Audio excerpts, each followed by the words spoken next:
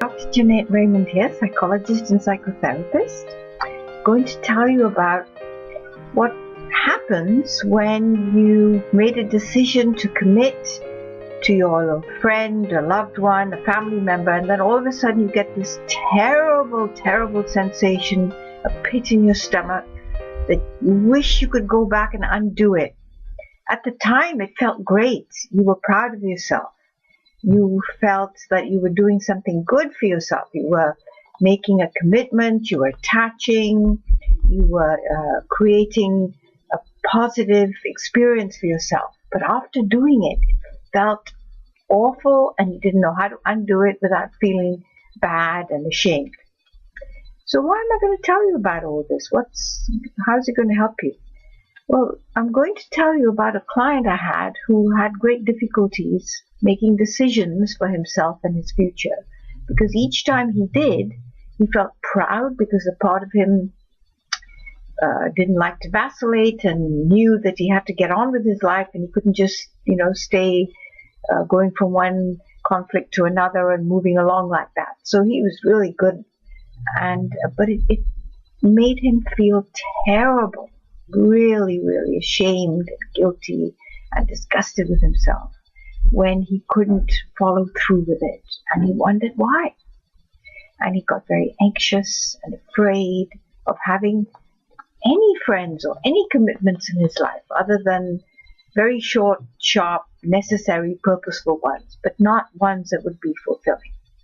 So it can make you very prone to feeling alone and isolated when you worry about making decisions and want to undo them.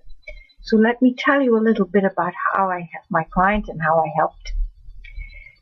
He had for a long time wanted to find someone to settle down with, but his biggest fear was that as soon as he chose someone, however nice they were, however good looking they were, someone else would come along and then he'd miss out. He'd feel like he should have waited. Why did he rush things? Why couldn't he have just left the field open for himself? But then when that passed and he realized, well, his girlfriend wasn't so bad and she did meet many of his needs. She was nice to look at. She was understanding. She encouraged him. She was available. She was a good listener. And those kind of things would then come back to comfort him, but he would feel like he gave something away of himself. He put himself in some cage. And how could he get out of it, because that wasn't as satisfying as it once was. So here's how I helped him understand it. That basically he'd kind of split himself down the middle. One side was about being a good person, a good partner, a good son, a good professional, a good brother, a good friend, a good whatever it is, boyfriend. And that side of him wanted to do the right thing, the proper thing, the appropriate thing, by making decisions, committing, planning, taking action, and living with the consequences. So when that side of him was in its ascendancy and he was feeling it really, really strongly, he would get this impulse to make the decision right away, and it would almost be impulsive. But what about this other side of him? That side was playful and humorous and totally irresponsible. Didn't like any kind of commitment or decision making, because that meant he was responsible for his actions, his thoughts, his plans, and whatever came of it or not. Nobody could be blamed except himself. And he kept these two parts of him completely separate. They never conversed with each other. He was either all in the responsible side and feeling proud and good about himself that he achieved these goals. He was, grown up and getting through life in a good way. He was respected. He was acting in an appropriate manner, and people would see him as worthy because of that. And this other side that just wanted to play around and goof about and not care about consequences and whatever. So because they never conversed with each other, he kept going like on a seesaw from one side to the other. And in between, he would have these terrible, depressive, anxious moods of not knowing what to do and feeling completely torn and disgusted with himself and just wanting to obliterate those moments with either working too hard, drinking too much, eating too much, or whatever else numbed him out at the time. But we worked really hard on it, and as he allowed me to help him to work harder when it wasn't so threatening to see these two sides of him that he just wanted to, pretend never existed, what we came to realize was that when he made a commitment to a person, to be their boyfriend or to be a friend or to be in some way a part of their lives, inadvertently he gave them all the power to judge him, to tell him what to do, how to do it, when to do it, if he should do it, and what he should do instead. So as soon as he made that commitment and gave over the power, he then felt that he was treated like a naughty child, that he didn't have the ability to make his own decisions. Everything he thought, did, felt, wanted, wished for was wrong, that he wasn't allowed to have his own mind. So then the relationship became a trap. It became a cage in which he was whipped by this person to whom he had attached or committed to, and therefore all he wanted to do was to get out. And that's the moment when he wanted to undo his previous commitment. And of course he couldn't, because he'd already made it.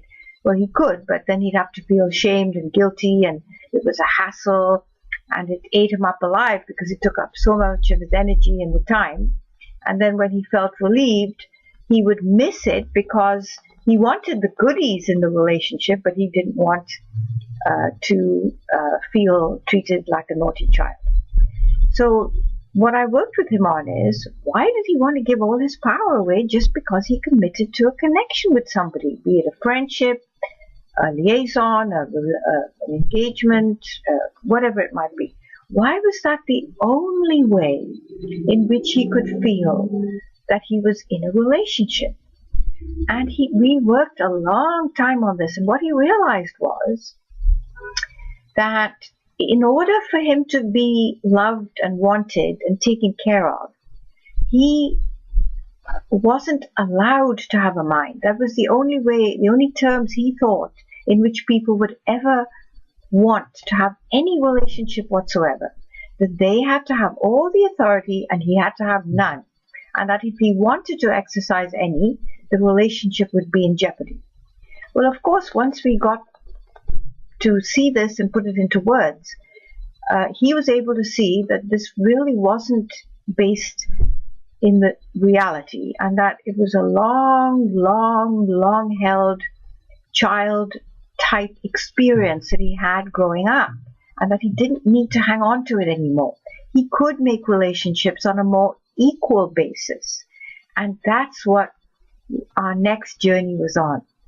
So you can also learn from my client's experience and how I try to help him.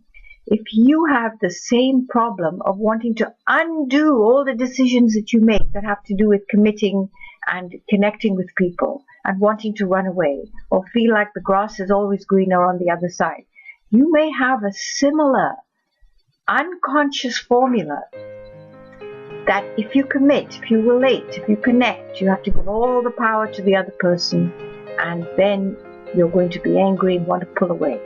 Not true. You can have an equal relationship, but that takes a lot of courage and finding the balance.